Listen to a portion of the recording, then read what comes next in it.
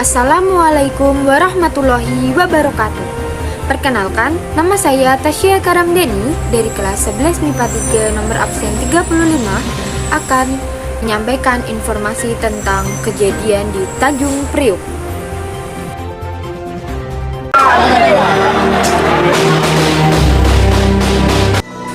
Peristiwa Tanjung Priok. Peristiwa Tanjung Priok adalah peristiwa kerusuhan yang terjadi pada 12 September 1984 di Tanjung Priok, Jakarta, Indonesia, yang mengakibatkan sejumlah korban tewas dan luka-luka serta sejumlah gedung rusak terbakar. Sekelompok massa melakukan defile sambil merusak sejumlah gedung dan akhirnya bentrok dengan aparat yang kemudian menembaki mereka. Sedikitnya 9 orang tewas terbakar dalam kerusuhan tersebut dan 24 orang tewas oleh tindakan aparat. Pada tanggal 10 September 1984, Sersan Hermanu, seorang anggota Bintara Pembina Desa, tiba di Masjid As-Sadah di Tanjung Priok, Jakarta Utara, dan mengatakan kepada pengurusnya Amir Biki untuk menghapus brosur dan spanduk yang mengkritik pemerintah. Biki menolak permintaan ini, lantas Hermanu memindahkannya sendiri. Saat melakukannya, dia dilaporkan memasuki area sholat masjid tanpa melepas sepatunya. Sebagai tanggapan warga setempat yang dipimpin oleh pengurus masjid Syarifuddin Rabe dan Sofwan Sulaiman membakar motornya dan menyerang Hermanu saat dia sedang berbicara dengan petugas lain. Keduanya kemudian menangkap Rabe dan Sulaiman serta pengurus lain, Ahmad Sahi dan seorang pria pengangguran bernama Muhammad Nur. Insiden 2 hari pasca penangkapan ulama Islam, Abdul Qadir Jailani memberikan sebuah khutbah menentang asas tunggal Pancasila di Masjid As-Sadah. Setelah itu, Biki memimpin sebuah demonstrasi ke kantor Kodim Jakarta Utara, di mana keempat tahanan tersebut ditahan. Seiring waktu, masa kelompok tersebut meningkat dengan perkiraan berkisar antara 1.500 sampai beberapa ribu orang. Selama kerusuhan tersebut, 9 anggota keluarga Muslim Tionghoa Indonesia dibunuh oleh para pemrotes dan ruko-ruko hangus terbakar. Protes dan kerusuhan tidak berhasil menuntut pembebasan tahanan tersebut. Sekitar pukul 11 malam waktu setempat, para pemprotes mengepung komando militer.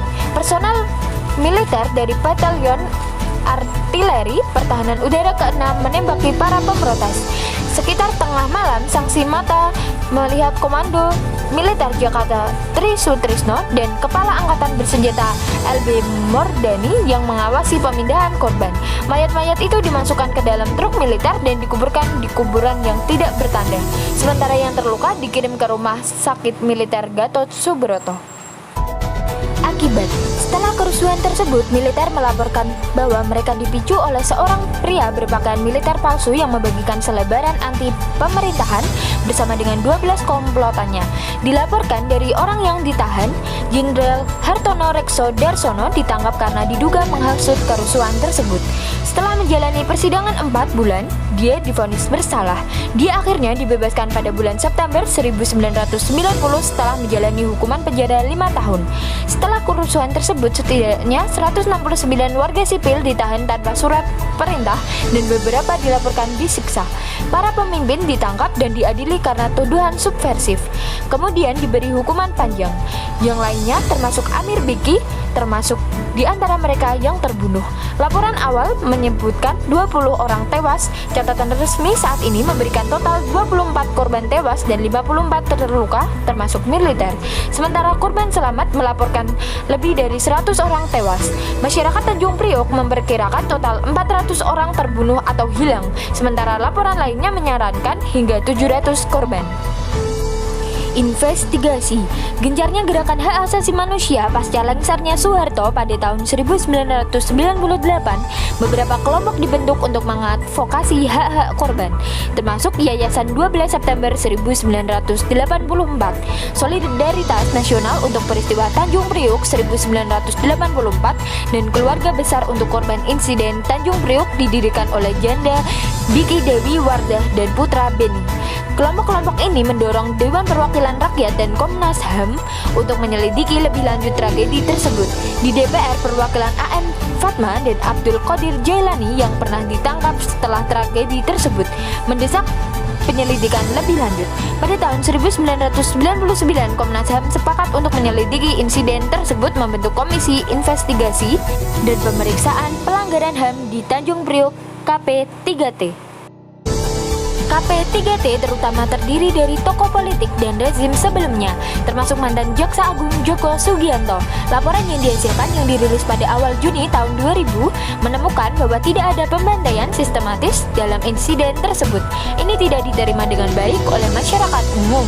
Pada tanggal 23 Juni tahun 2000, sekitar 300 anggota Front Pembela Islam FPI menyerang markas Komnas HAM saat mengenakan pakaian Islami dan syal hijau.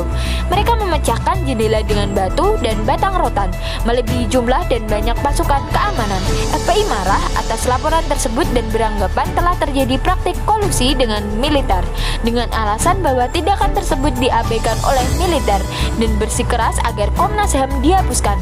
Sementara itu, Menteri Hukum dan Hak Asasi Manusia Yusril Iza Mahendra menulis bahwa Komnas HAM telah menerapkan standar ganda saat menyelidiki masalah tersebut. Dia mengatakan bahwa mereka tampak lebih enggan untuk menyelidiki insiden Tanjung Priok dan lebih memilih menyelidiki krisis Timor Leste pada tahun 1999. Pemimpin Partai Bulan Bintang Ahmad Sumargono menyebut keputusan tersebut mengecewakan kaum muslim di mana-mana. Pada bulan Oktober tahun 2000, Komnas HAM mengeluarkan laporan lain yang menunjukkan bahwa 23 orang termasuk Sutrisno dan Murdani harus diselidiki atas keterlibatan mereka. Ia meminta pengadilan ad hoc untuk menyelidiki masalah ini lebih lanjut. Presiden Abdurrahman Wahid juga meminta penyelidikan lebih lanjut pada pengadilan yang akan datang. Beberapa pejabat militer membuat surat pengampunan dengan keluarga korban, meski isinya tidak mengandung pengakuan bersalah. Korban menerima kompensasi sejumlah 1,5 sampai 2 juta. Islah pertama meliputi 86 keluarga seperti yang diwakilkan oleh Rambe. Sedangkan untuk keluarga Biki terjadi pada islah kedua. Pada tanggal 1 Maret 2001, sejumlah islah mereka telah dibuat. Hasil islah tersebut, beberapa korban atau keluarga mereka menyarankan kepada penyidik MA Rahman bahwa tuntutan harus dijatuhkan. Investigasi baru berlanjut pada bulan Juli tahun 2003. Di bawah tekanan internasional, pada tahun 2003 DPR menyetujui penggunaan Undang-Undang Hak Asasi Manusia tahun 2000 untuk membawa pelaku pembantai ke pengadilan atas kejahatan terhadap kemanusiaan. Persidangan dimulai pada bulan September tahun itu. Mereka dibawa ke pengadilan termasuk Kolonel Sutrisno Masjung, pemimpin peleton 2 Batalion Artileri Pertahanan Udara saat itu dan 13 bawahannya. Pejabat berpangkat tinggi saat itu termasuk Komandan Militer Jakarta Tri Sutrisno dan Kepala Angkatan Bersenjata LB Murdani dibebaskan dari tuntutan seperti mantan Presiden Soeharto dan mantan Menteri Kehakiman Ismail Saleh. Penuntutan dipimpin oleh Widodo Supriyadi dan Wakil Ketua PRAM Fatma bertugas sebagai sanksi penuntutan. Beberapa petugas yang diadili divonis bersalah, sementara Srianto dan Pranowo dibebaskan. Pada tahun 2004, kantor kejaksaan mengajukan banding atas pembebasan Srianto dan Pranowo, namun ditolak. Keputusan tersebut kemudian dibatalkan oleh Mahkamah Agung Republik Indonesia.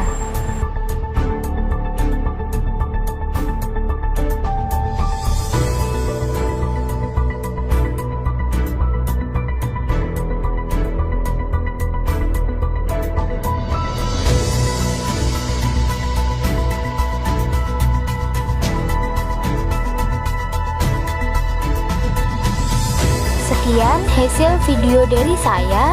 Jika ada salah kata, saya mohon maaf. Wassalamualaikum warahmatullahi wabarakatuh.